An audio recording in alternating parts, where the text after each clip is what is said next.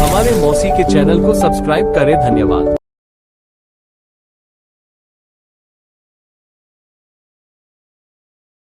हमने आपके चैनल को सब्सक्राइब कर लिया है। चलिए अब संजू दी हमें पुराने अंदाज में प्यारा सा गीत सुनाए। हरि ओम, राधे राधे, जय श्री कृष्णा फ्रेंड। मैं संजू जम्मल आप सभी के बीच में बहुत ही दर्द भरा बेटी विवाह गीत लेकर आई हूँ। अगर आप सबको अच्छा लगे तो friend please like subscribe share करें और फुल वॉच करके वीडियो देखिएगा फ्रेंड। लाल ही डोलिया की लाल